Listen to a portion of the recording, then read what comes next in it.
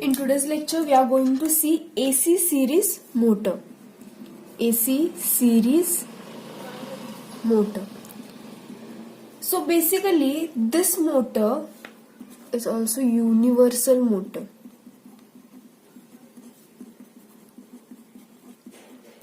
Okay. Now we will see the universal motor. AC series motor.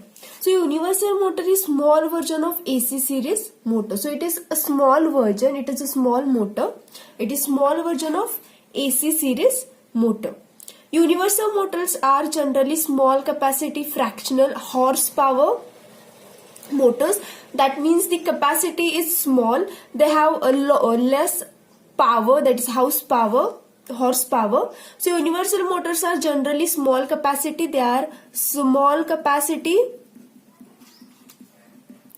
fractional HP motors. HP means that is horsepower. It is horsepower. So it has less capacity.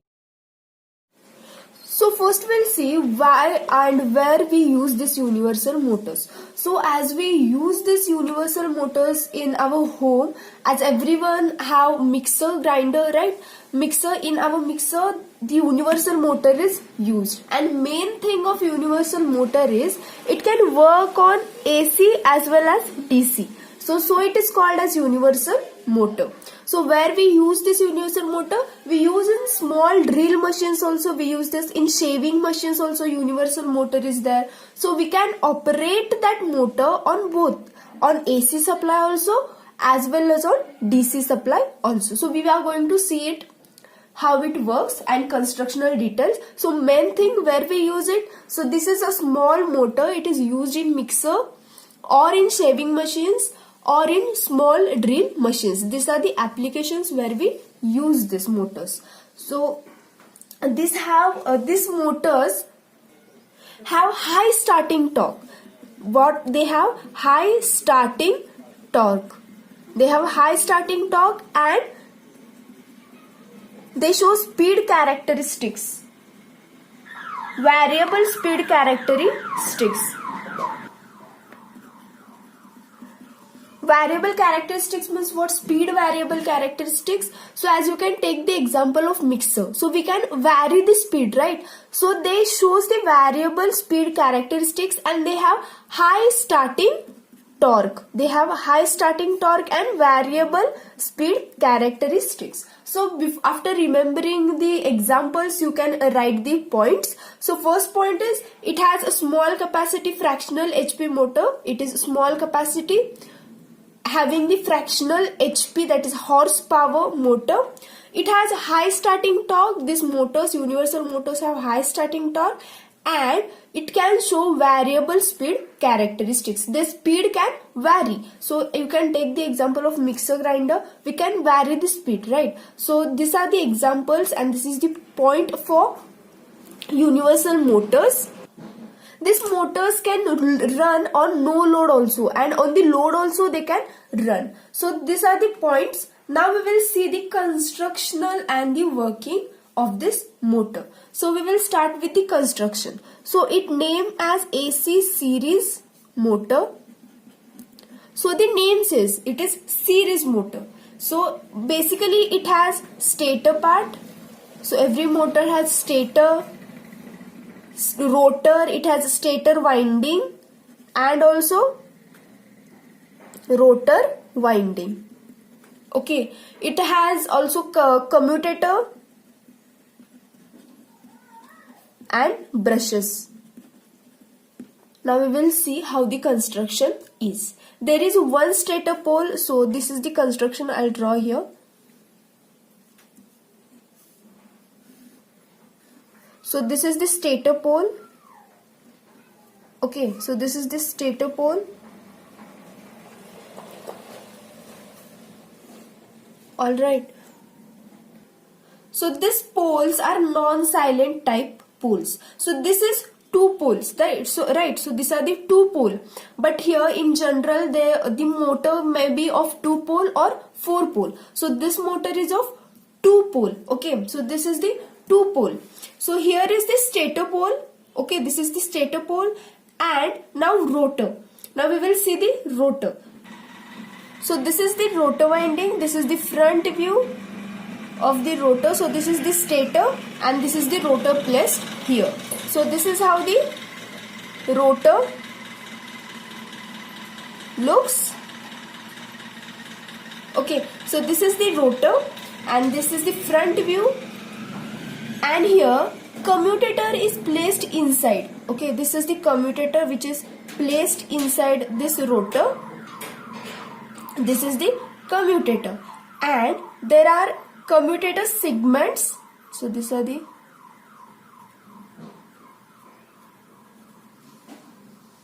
commutator segments over this commutator. So this is our commutator, right? So over this commutator, brushes are placed horizontally. So here you can see these are the brushes. This is one brush and this is the another brush. So these brushes are placed horizontally on the commutator. Okay, so this is the stator, this is the two pole, and here is the rotor. Inside this rotor, commutator is placed. These are the commutator segments. These are the commutator segments, and these are the brushes. These brushes are provided horizontally. So this is about this, and now we will go to the windings. Now we will see how the windings are placed. So here the name says AC series motor, right? It says AC series motor. So series means what? There is something in series, right? Here stator and rotor windings are in series. Stator and rotor windings are in series. Now here I'll show you how it is. So this is the winding, stator winding, and from here I can pull the winding from here and I'll connect it in series to this brush, one of the brush. Okay, now what I can do, I can take this winding out from this another brush and give it to this second pole. Okay, so this is how it looks, and this will come out. So this construction is similar to the DC series motor. It is similar to DC series motor. So what we are doing here, our winding that is connected in series, as we say it is AC series motor, right? So the one of the winding is connected to one carbon brush. So here you can see this winding comes here to the one carbon brush, and now this coming out from the another brush, this is coming out from the another brush, and this winding is wound on this another stator pole, right? So this is in series. So if this can be drawn like this also. So this is our winding, this is our stator winding, and this is our rotor, or it is called as armature. Okay, so this is the armature. This is our armature. So this is how it is connected. This is connected in series, right? This is called as armature. Just remember, this is called as armature. So this is our construction. So this is all our construction, how the universal motor is constructed. So this construction is similar to the DC series motor. So now here I can give the supply, right? Here I can give the supply. As I told you, it works on AC also, it works on DC also. So now here first we will see on AC. So what I can do here, I can give a single phase AC supply. Okay, I can give a single phase AC supply. Or what I can do here, I can give a DC supply. So DC supply is given as positive and negative. So just remember the mentioning is, this naming is very important. If you are providing AC supply, then you have to write single phase AC supply, and DC, then you have to write the positive and negative sign. So now here we can give both. So I have drawn here both the symbols. So it can be worked on single phase AC supply also and DC supply also. So whenever I give here single phase AC supply, we will see first for single phase AC supply. So whenever I give here AC supply, what will happen? Current will start flowing, right? Current will start flowing from this winding, right? So this current is AC current. So what will happen now? The current, the circuit is connected here. This is connected to this rotor also, right? So this current will start flowing from this stator winding it will start flowing, and the same current will flow through our rotor, right? This same current will flow through our rotor. So this is our rotor. So this same current will flow through our rotor winding, and same current will flow everywhere. So this current is same in this every circuit, the current is same. So this is how the, here you can see, here when I give the supply, what will happen? The current will flow. So this both are connected in series. I have shown here in simplified diagram. These are connected in series. So the same current will flow. Okay. So now what will happen? Whenever we give supply to the stator, what will happen? Magnetic field will be produced, right? So here magnetic field will be produced. Why? Because we are giving the supply through for this stator also. So these two stators are given, two poles are given the supply. So what will happen? There will be the magnet, right? There will be the magnetic field produced. So what will happen here? Magnetic field will get produced here. So this magnetic field is produced inside this. So here you can see inside this. So whenever we give supply to the stator, there is magnetic field created. So this is the working of every single motor. Whenever we give supply, magnetic field is created. So here the magnetic field is created inside this particular part, and due to that, what will happen? Magnetic field, here the rotor is also, we are given the supply to our rotor also, right? Same supply is given to the rotor. The current is flowing through the rotor also. These poles will behave as magnet. Magnetic field is produced here. So we know one thing, whenever the current carrying conductor, just remember this is important. The current carrying conductor placed in magnetic field, it experiences the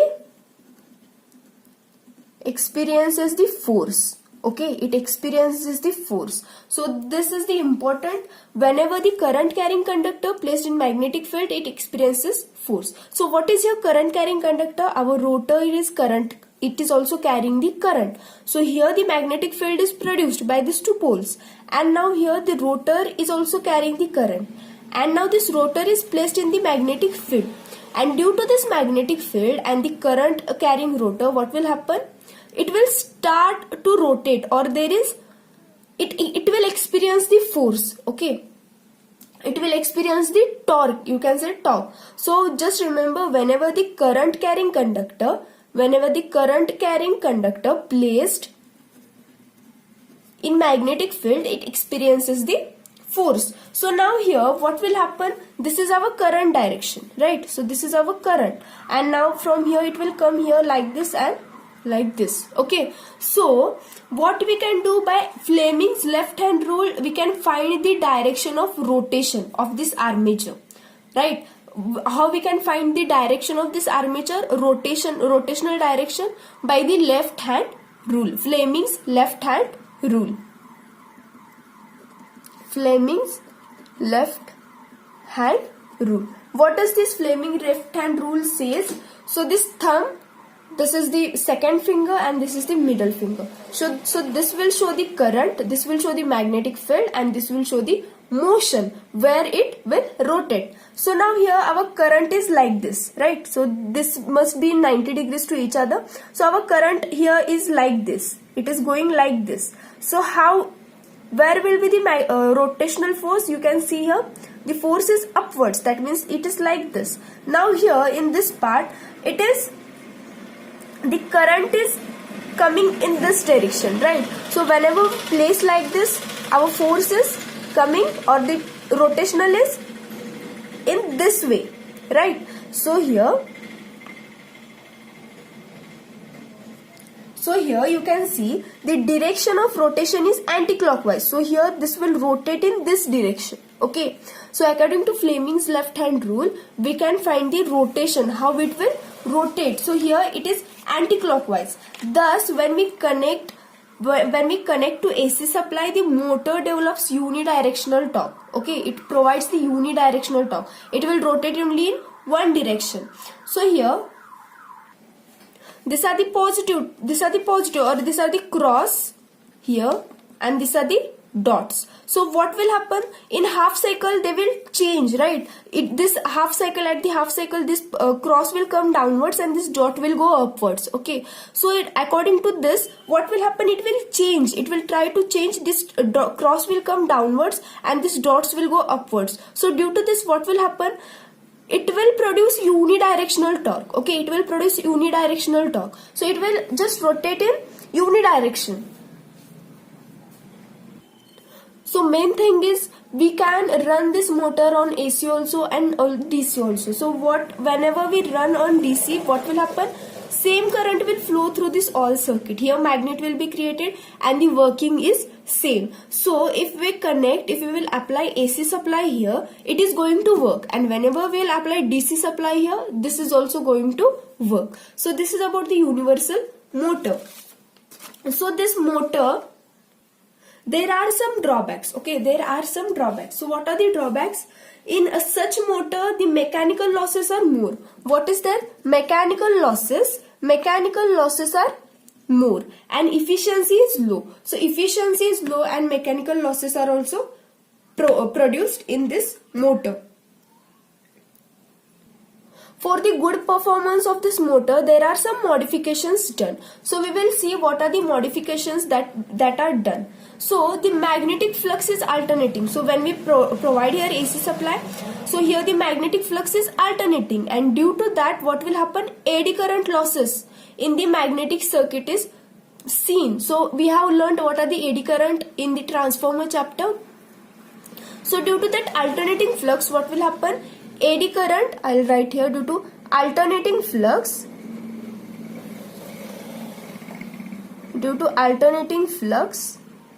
eddy current losses are produced in the magnetic circuit, in the pole of the yokes, right? To reduce this eddy current losses, this structure is laminated. What we have to do? We have to just laminate the structure to reduce this eddy current losses.